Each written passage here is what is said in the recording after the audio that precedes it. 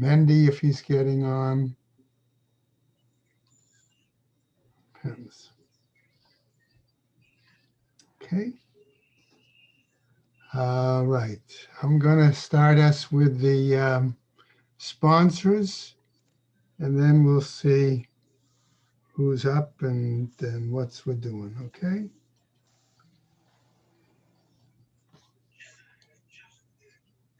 Okay. Year of Learning by Dr. Paul Koningsberg, in memory of his brother, Dr. Sam Koningsberg, Shimon Reuven ben Labish, Ned Goldberg's cousin, Nissen Haran, Nissen ben Fildosa. Paula and Bob Romberg, in memory of their dear friend Julian Smith, Yehuda ben Yisrael.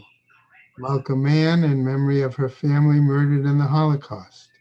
Rav Tzvi Hirsch ben Shlomo Yaakov, Sarah bat Ephraim, Yisrael David ben Harav Tzvi Hirsch, Ephraim ben Harav Tzvi Hirsch, Adia bas Harav Tzvi Hirsch, Miriam bas Harav Tzvi Hirsch, Pesel bas Harav Tzvi Hirsch, Shalom ben Harav Tzvi Hirsch, Shlomo Yaakov ben Harav Tzvi Hirsch, Shmuel ben Harav Tzvi Hirsch.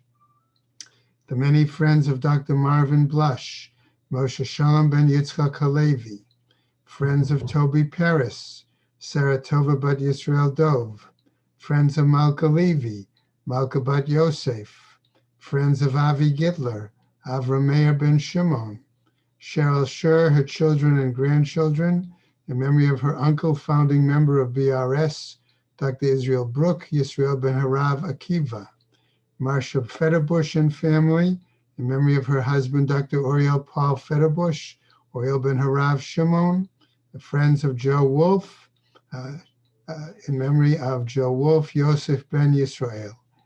Going now to the months of learning.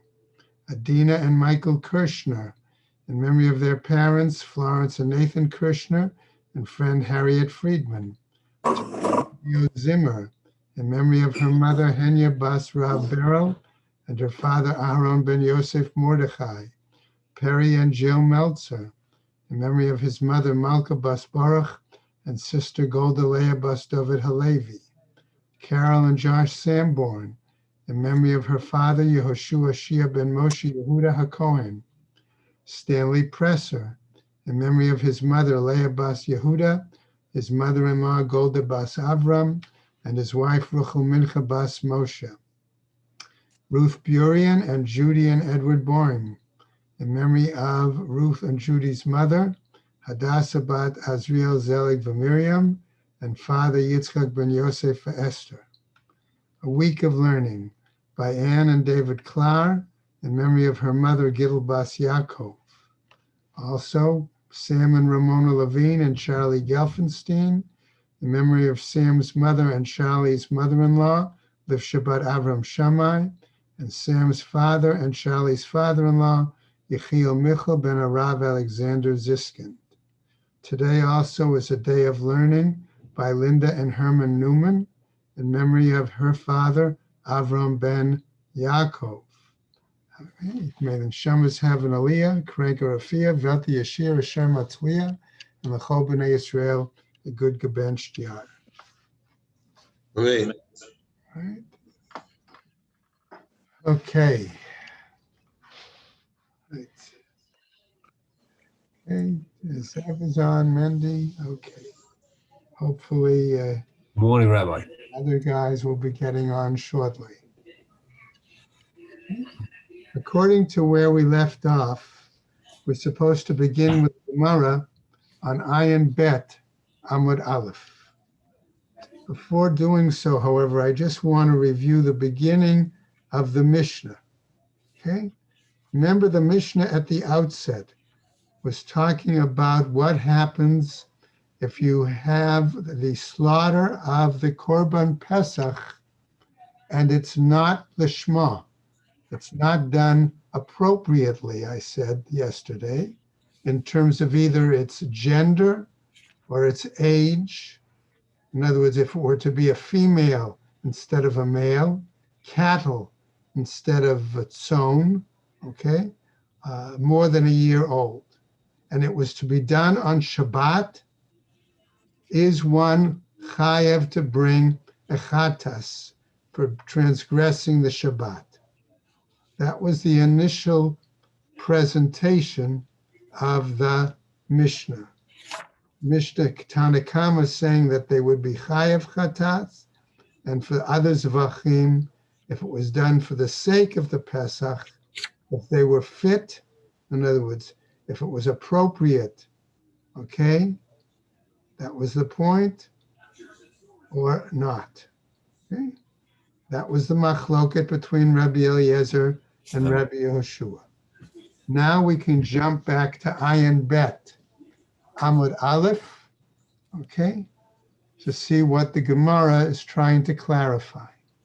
B'ma yaskinan, asks the Gemara. What are we talking about? What are we dealing with here?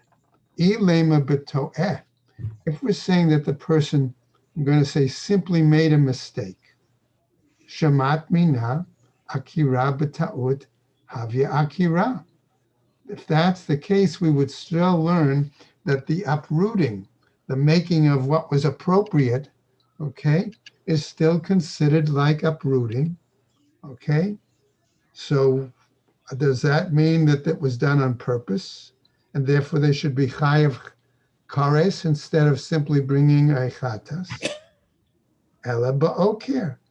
But rather, that punishment of a karet really would only be done ba'oker, if somebody does it on purpose, okay? Not necessarily as to'eh, making a mistake. Maybe they had the age of the animal wrong, okay? Ema seifa, says the Gemara. I would say, look at the end of the Braita of our Mishnah, okay? In other words, it's not really the end, it's the second part that we read at the beginning of the Mishnah. Ushar kol azvachim sheshachtan l'shem pesach im einan ru'uyin chayav im ru'uyin hein. That part, okay? And then we came to the machloket of Rabbi Eliezer and Rabbi Yehoshua. So that is being called here the Seifa, the latter part of this section of the Mishnah. Usha'ar kol azvachim, and so the Gemara repeats it for us. Sheshachtan l'shum Pesach, any other offerings that could have been done for the sake of the Korban Pesach. And remember, we said that other shlamim, animal, okay? And so that could be part of the issue. Imenan ru'uyin chayav. If they're not fit, okay, if it's not appropriate, one would then bring, if done on Shabbat, the korban, okay, chatas. Im ru'uyin hein, if they would be worthy, fit, right? Rabbi Eliezer mechayev chatas. Rabbi Eliezer would still say they bring a chatas. Rabbi Yehoshua poter, and Rabbi Yehoshua said they're exempt. Okay, everybody with me? No. Okay, ve'i ba'oker, and if we say that this was done b'mezid, on purposely, mali ru'uyin, mali she'enan ru'uyin.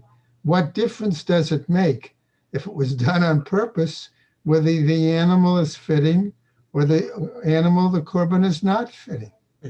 Ela pshita b'to'eh, but rather it's obvious that it was done by accident. So the Gemara has a problem here. Reisha ba'oker, the sefer b'to'eh. Is it possible that on the one hand we were talking at the initial part of the Mishnah, right? That we're talking with somebody who did it in Mazid, and in the later part, somebody who did it b'to'eh? Amar Rabbi Avin, says Rabbi Avin, and yes, it's possible, even though we don't normally like to interpret a Mishnah, okay, with opposite explanations. Maybe this is the situation here, says Rabbi Avin. Reisha ba'oker v'sefer b'to'eh. So what happens, says the Gemara? The following story.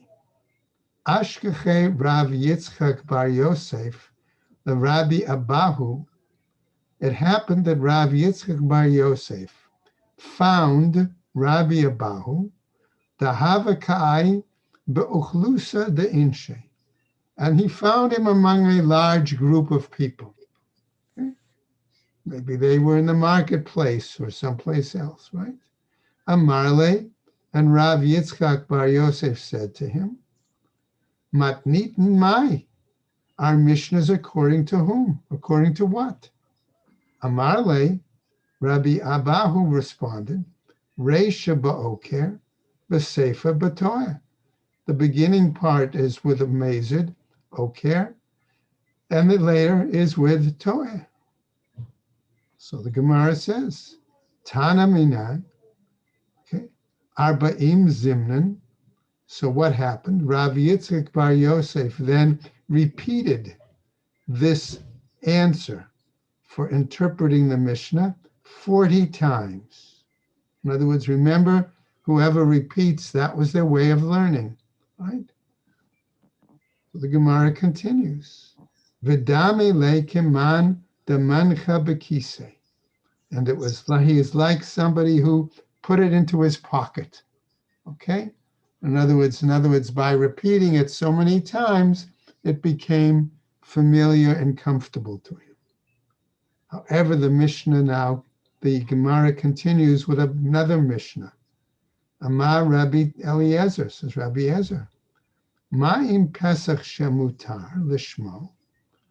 Is it possible, says Rabbi Eliezer, right? When he argued with Rabbi Yoshua, is it possible that when we have a Pesach which is permitted, okay, to be slaughtered on Shabbat, and it's done for its purpose, intended purpose, Kesheshina et shmo, if one changes its intended, an aspect of its intended purpose, chayav, in this case, they would be obligated to bring the chatas, if done on Shabbat. Zivachim, other kinds of offerings, shehein asurin, that are forbidden to be done on Shabbat. Lishman, but they were still done for their intended purpose. Kesheshina et shman, if one changed their intended purpose. Eino din sheyehe chayav, is it not logical that they should be considered obligated to bring the chatas? Ve'im ita, and if that's the case, says the Gemara, halodami, it doesn't seem to be comparable. The reisha ba'oker, the sefer b'toeh, that then we have a result that the first part of our Mishnah is with a mazid situation, okay, oker, and the latter part of this same section of the Mishnah is with toeh. The Gemara answers, the Rabbi Eliezer, lo shanile.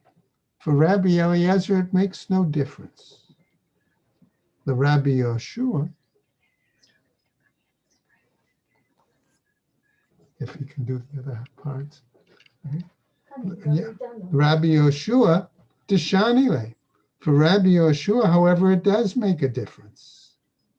So the Gemara says, Lishne le hachi. So let him teach it this way. Hachi ka'amar le. This is what he meant to tell him. Lididi, according to my view, lo dami reisha be'oker v'sefer b'toeh. There's no comparison.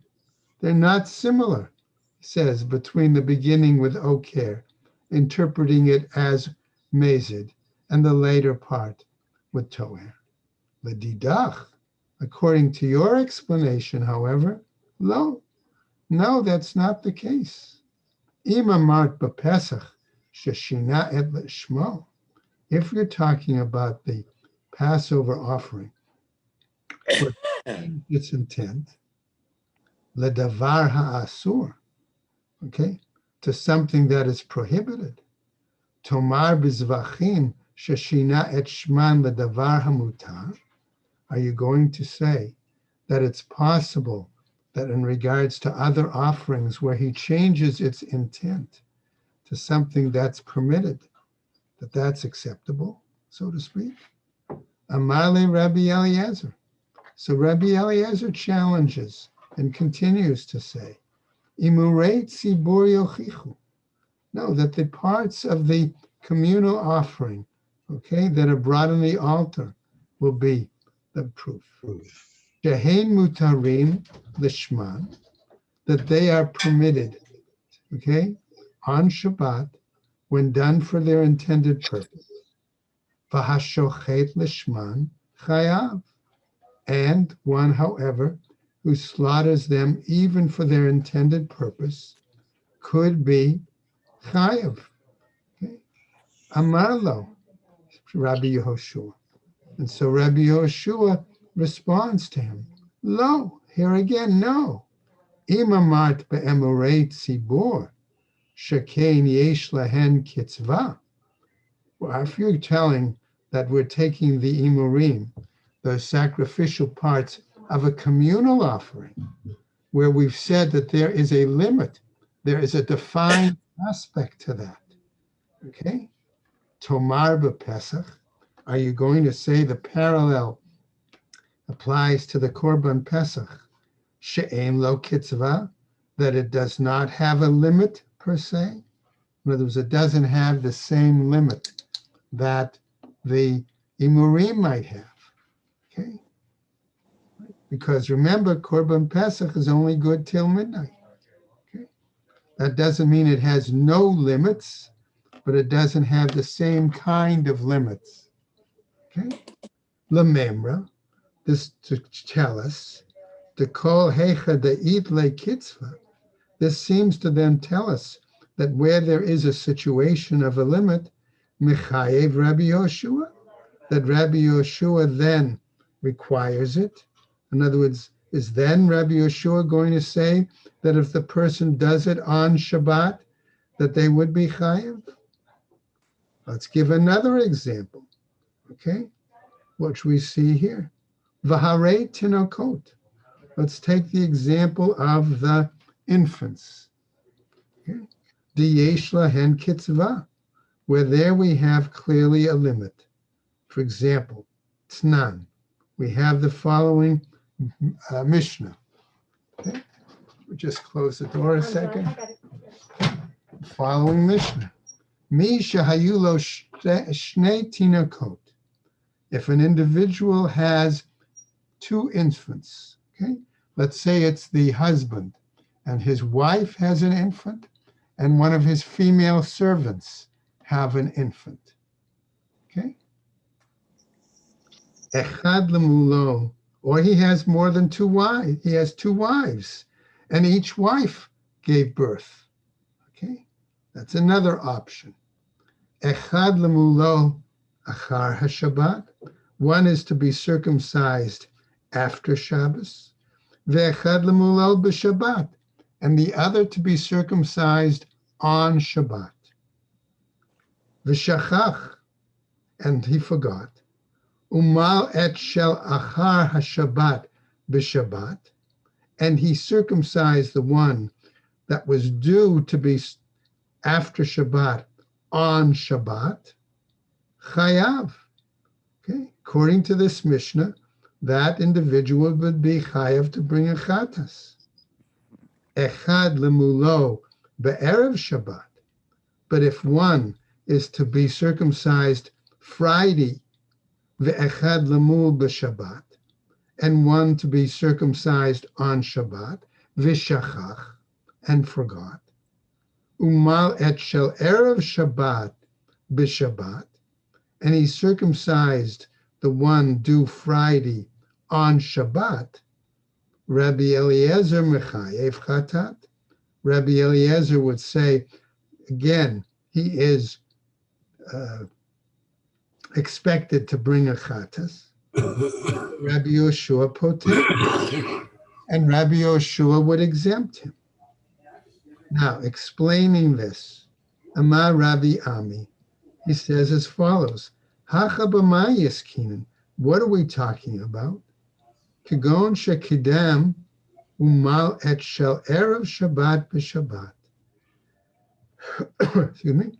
It's a situation where he hastened, he advanced, and went ahead and circumcised the one due erev Shabbat on Shabbat. In other words, it was done later than the time it was supposed to be done. De'ika hach de Shabbat de tarid be. Okay, why? Because we can say here, because of Shabbat, he was busy with it. He was so involved that's why he got mixed up, right? But he was still intending to do a mitzvah, right?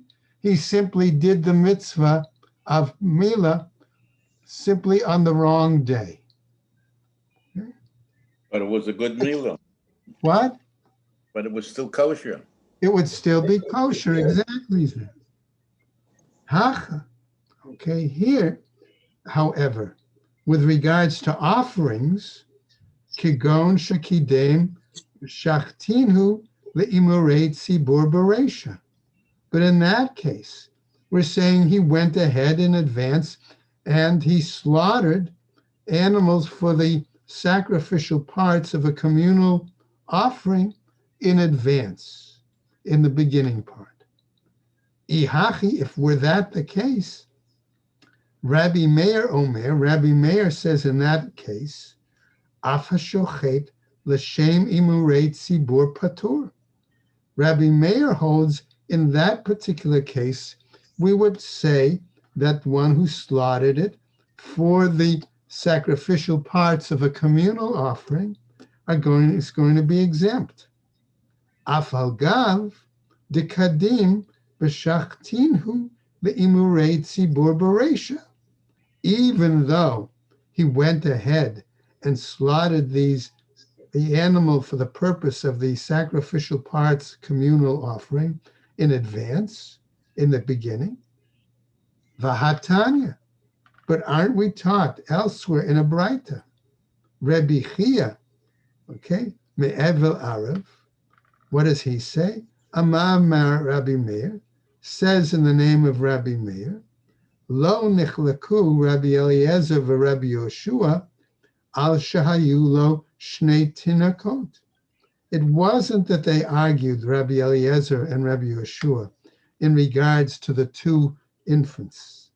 Echad lemul erev Shabbat, one to be circumcised on Friday, ve'echad lemul b'Shabbat, and the other to be circumcised on Shabbos, v'shachach, and forgot, umal el shel erev Shabbat b'Shabbat dechayav, and circumcised the Friday date child on Shabbos, and therefore should be obligated to bring the chatas.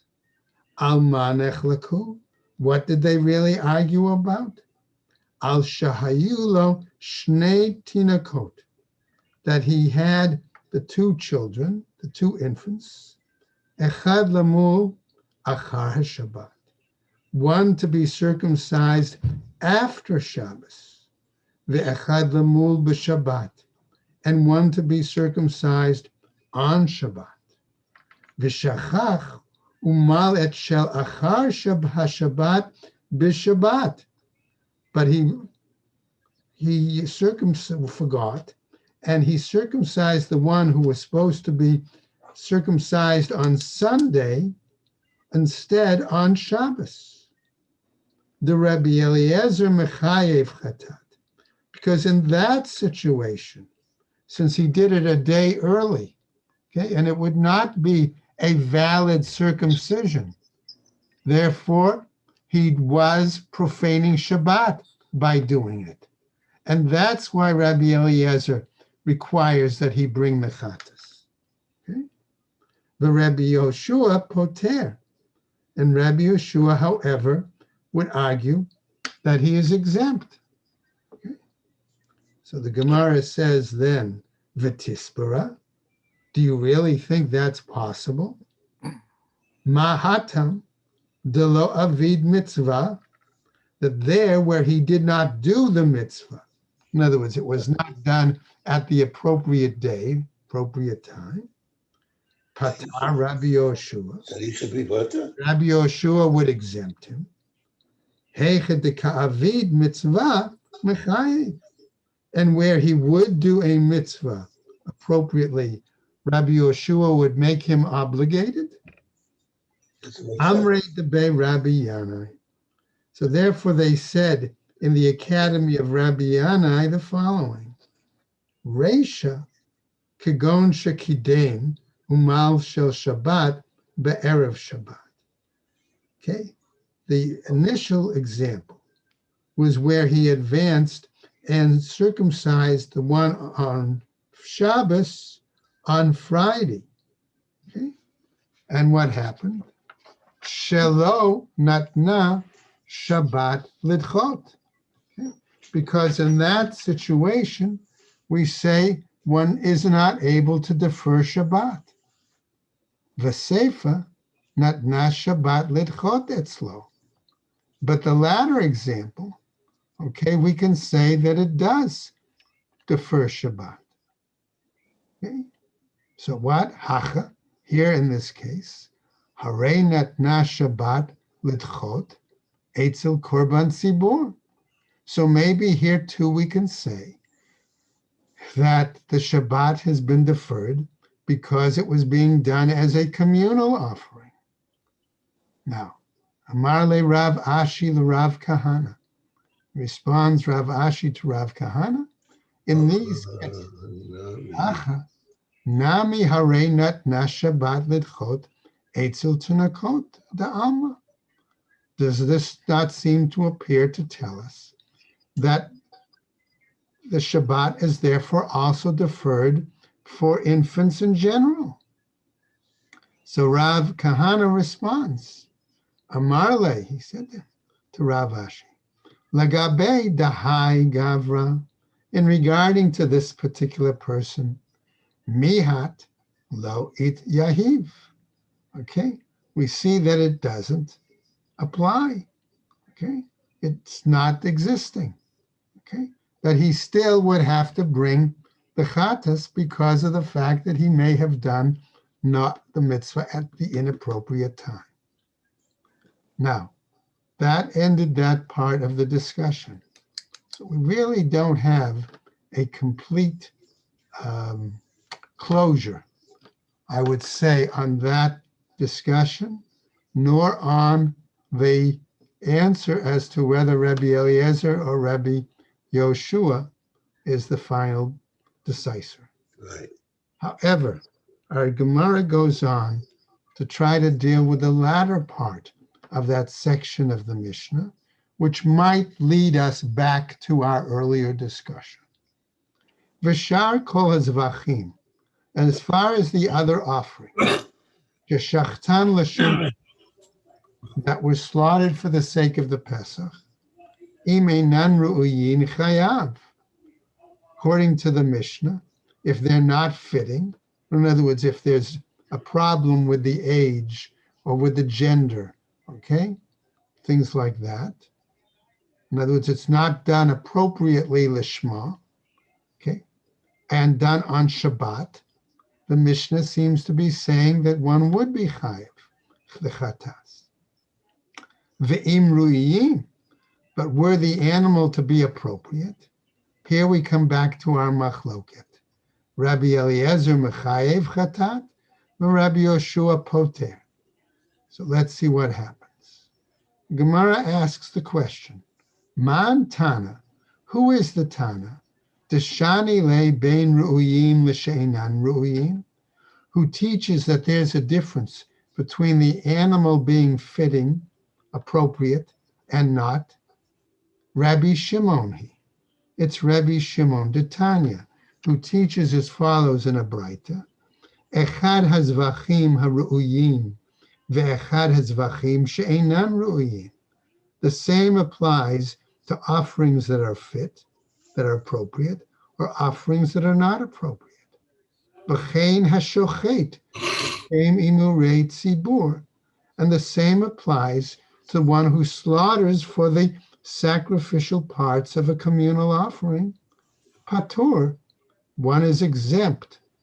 Divrei Rebbe Meir. That's the view of Rebbe Meir. Amar Rebbe Shimon. However, Rebbe Shimon says, Lo nichlaku Rebbe Eliezer v'Rebbe Yoshua al she'enan ru'uyin. That the Rabbi Eliezer and Rabbi Yoshua don't disagree when it comes to the animal not being appropriate, not being fit. Shechayav alma, that the animal is, that the person is chayav to bring the chatas. Alma nechlaku, what are they arguing about? Al hareuyim, whether the animal that is fit, okay? Let's say you took a shlamim, all right, and you're using it. It was initially intended to be a shlamim, but then along the way, okay, the Kohen who was doing one of the parts of the avoda was under the impression, oh, he didn't want this for the chagiga, he wanted this animal for his Pesach, okay, as a possible example. Sherebi Eliezer mechayev. That still with that change, Dan on Shabbat would be obligated to bring the chatas, mechayev chatas. But Rabbi Yoshua poter, and Rabbi Yoshua would exempt. Now the Gemara brings another view. Amar Rav Bibi, Amar Rabbi Elazar, the following. Poter haya Rabbi Meir, that Rabbi Meir, when he said that the person was exempt from bringing the chatas in that situation, afilu egel shel zivchei shlamim sheshachtu l'shum pesach, even if it was a different animal, okay, an egel, okay, right, a larger animal, a calf, right, not a small animal, okay, and it was done shel zivchei shlamim, that it was done as part of an offering of the peace offerings, that did it for the sake of Pesach. That done on Shabbat, nevertheless, he argues Rabbi Meir would say he's patur. Now, Amarle Rabbi Zera le Rav Bibi. Somebody challenges Rav Bibi in this case. V'ha'amar Rabbi Yochanan. But what about what Rabbi Yochanan said? Modeh haya Rabbi Meir beba'alei mumim. That Rabbi Meir, however, would acknowledge in a situation where the animal has a mum. Amarle, he answered him, beba'alei mumim, lo tarid baho, v'hai tarid be. Okay? In other words, if it was an animal that had a mum, okay, particularly if it was a permanent mum, okay, the person would not be involved in arranging it to be an offering. And if it was a temporary mum, there too, the person would ideally check before bringing it as an offering, and therefore might, okay, not be involved in sofa brent about fulfilling the mitzvah. So another question is now raised. By mine Rava Merav Nachman. Let's ask the following. Chulin l'shum mitzvah. Let's say it was not a consecrated animal that was brought to for the purpose of the Korban Pesach.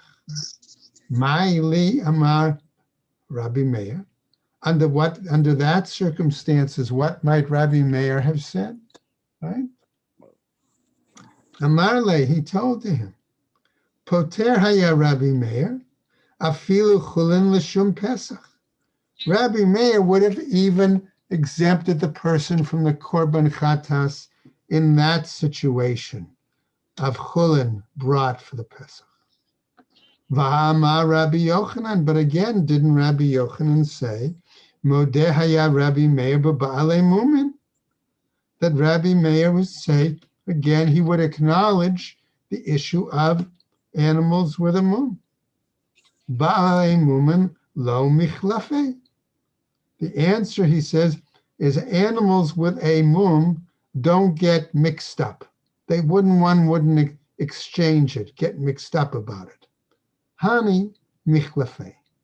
But in this case, it's very possible that you could take an animal that's not consecrated, okay, and mix it up with an animal that's exactly the same animal, look without any problems with it, that is consecrated.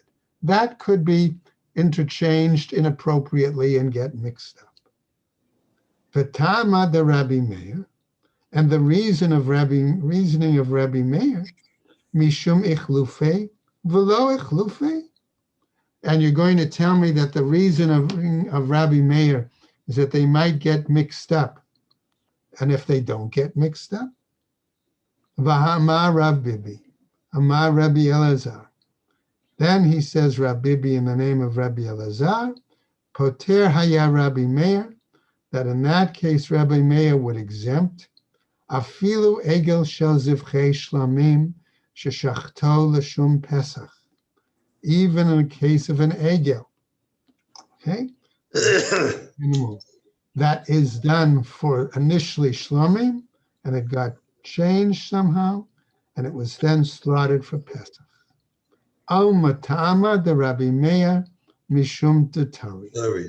Therefore, this tells us that part of the reason was that the Rabbi Meir exempts the person because they are so busy, so involved in performing the mitzvah that that's their focus. Right. That therefore, they could have accidentally made a mistake in the animal. Okay. So what happens? Amarle tarid, you say he's so involved. Afal gav delo machlif, even though the animals might not get mixed up. Machlif, afal gav delo tarid. Okay. La'afuke bale mumin. Okay. What about the fact that he gets mixed up, even though he's not so involved? So on the mitzvah. Would that exclude then the example of animals that have a mum? Delo ichlufe machlif. Because then those animals don't get mixed up, they don't get changed. Velo matrid tarid. And in that case also, if it's an animal with a mum, he wouldn't be so involved, so for Brent, about trying to do the mitzvah. Okay. So what happens now? Gemara tells us the following. Yativ Rabbi Zera, the Rabbi Shmuel bar Rav Yitzchak. Kil'ah, the Rabbi Shmuel bar Rav Yitzchak. Okay, two of the sages, Rabbi Zera and Rabbi Shmuel bar Rav Yitzchak, were sitting on the porch, okay, of Rabbi Shmuel bar Rav Yitzchak's home. V'yatve v'ka'amri. They were sitting and they were discussing, right? They were learning. Amar Rabbi Shimon ben Lakish. This is what they were learning. He said, we have a statement by Reish Lakish. Nitchalef lo shipud shel notar. Let's say there was a situation where one mixed up a what do you call it? Shipud, is not a spike, right? Call it spit. Spit, thank you. Spit. Yeah, a spit of which the meat on the spit is left over. It's past its time, and you mixed up that spit of meat, I'll call it, b'shipud shel tzli, with another spit that had appropriate roasted meat. Va'achlo, and one ate it. Chayev, says Reish Lakish. He is obligated, right, to bring a chatas. V'Rabbi Yochanan amar. Okay, and Rabbi Yochanan responded, okay, with the following situation. Amar ishtoni da. Baal, okay? If let's say his wife is in menstruation and he had relations with her, chayav, okay? He is chayav to bring a chatas. Yivamto nida, his sister-in-law, okay, who is his potential yibama, Baal, okay, he had relations with her, patur, he's exempt. Okay? So that's the response Rabbi Yochanan gave to Reish Lakish. Ikeda Amri.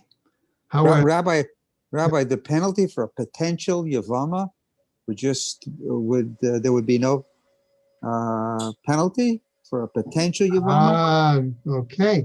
So that's what the Gemara is going to ask, right, Bob? Baruch shekavanta.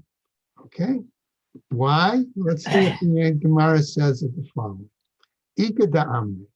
And there are those that explain this scenario between Reish Lakish and Rabbi Yochanan in a slightly different manner. Another lashon. Kol shekain b'hayin. Okay.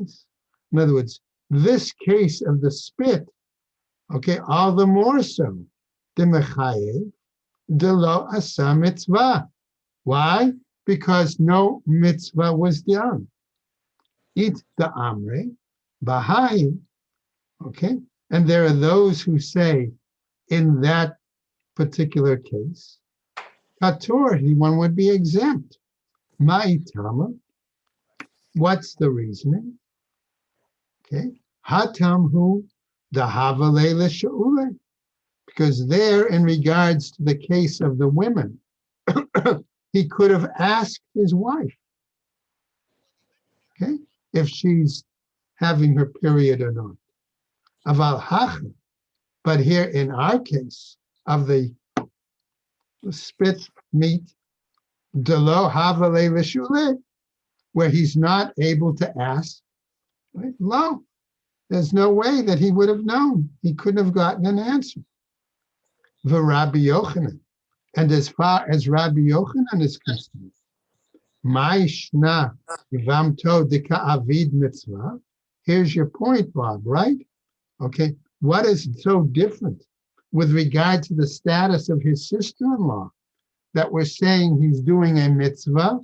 In other words, by having relations with her husband is deceased already, okay? So by having relations with her, he's actually now making her his wife. He's fulfilling the mitzvah of Yibum, okay? Ishto nami ka'avid mitzvah, with his wife too.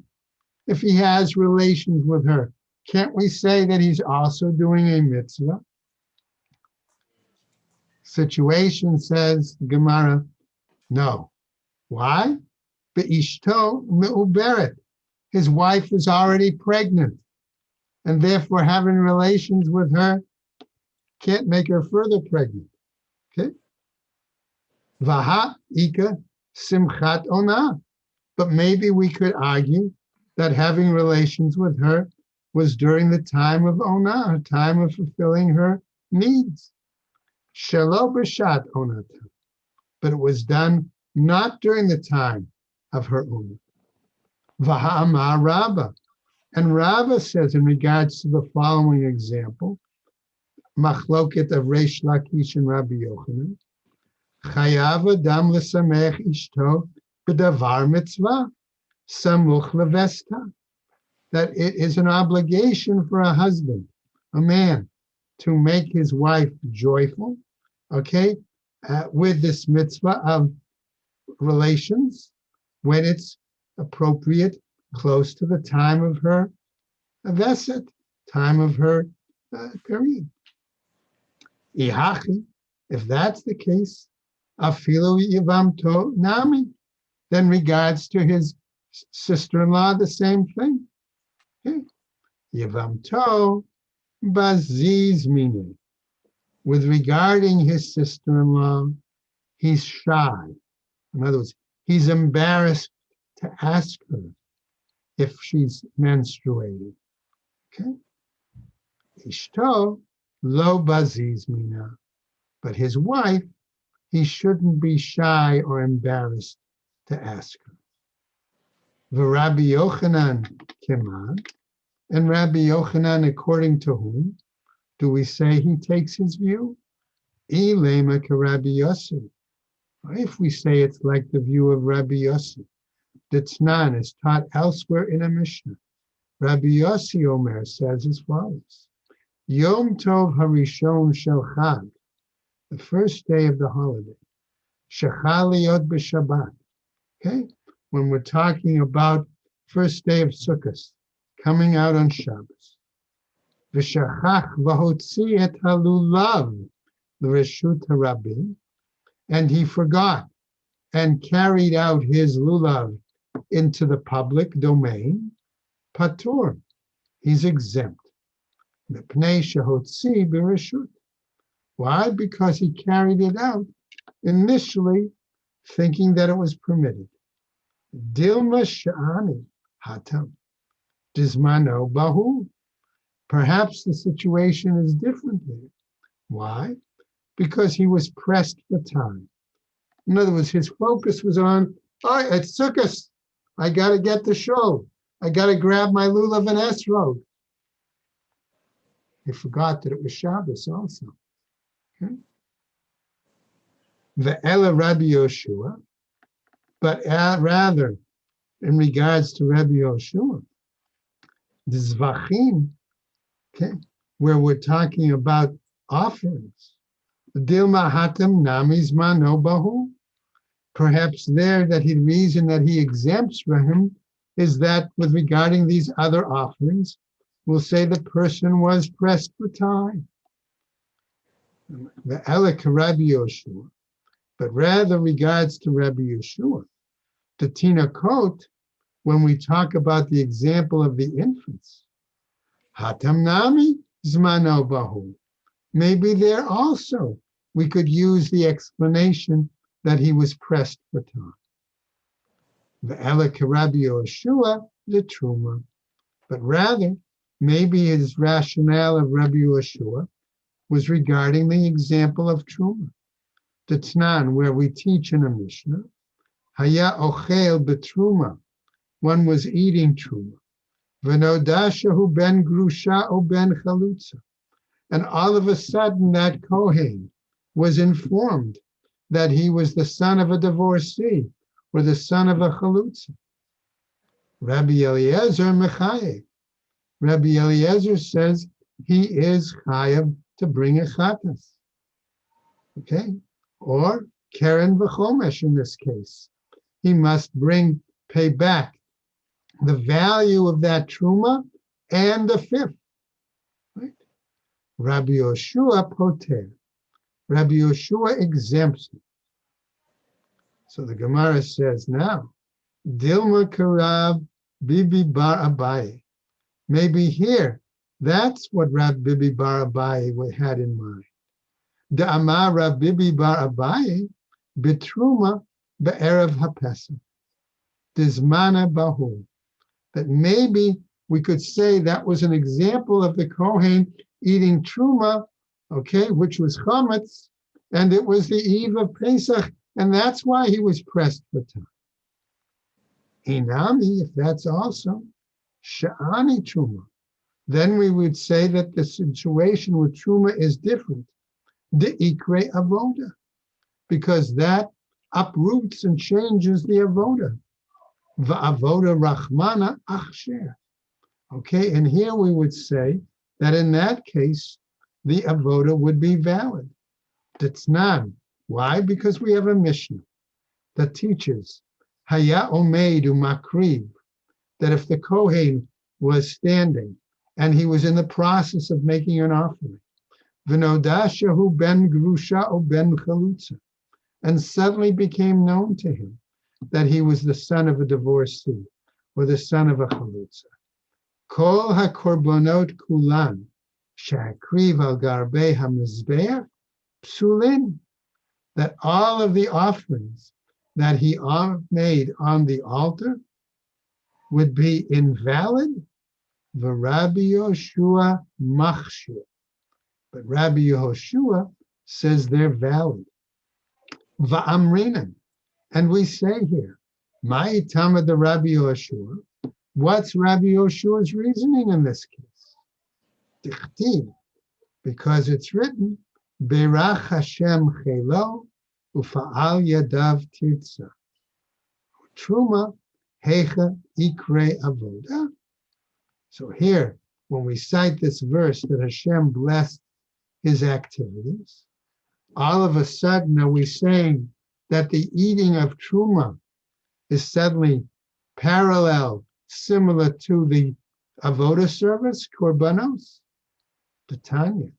Why? Because we have a braita that teaches Ma'aseh Rabbi Tarfon, an example with Rabbi Tarfon, Shelo Ba'emesh LeBeit HaMidrash, that didn't come the night before to the base midrash for the evening seder. The shacharit, the next morning, Matzu Rabban Gamliel. Rabban Gamliel found him, and he said to him, Amarlo, mipnei ma lo bat emesh lebeit hamidrash. Why weren't you at the base midrash learning last night with the rest of us, so to speak? Rabbi Tarfon answered him, Amarlo, avodah avadati. I was involved in doing sacred worship. Amarlo, he said to him, Kol dvarecha einan ela divrei tema. What your words that you're saying to me are astounding, surprising. V'chi avoda b'zman hazeh minayim. Sacred worship at this time, on what basis can you claim it exists? Amarlo, he said to him, Harehu Omer, all right? Isn't it says in scripture, Avodat matana etain et kahunatchem, v'hazar hakorev yumat. That sacred work was given over to the Kohani, and a stranger who partakes of it will die. Astu achilat truma bigvulim ke'avodat beit hamikdash. And that's where they, says Rabbi Tarfon Midrasha, that it made the eating of the truma in the suburbs, so to speak, in the outlying areas, similar to the sacrificial worship at the time of the Beis Hamikdash. And that's where we're going to stop for today. Okay? All right, guys. Very good. So everybody take care, stay well. I think just a couple of people may have had to drop out. I understand.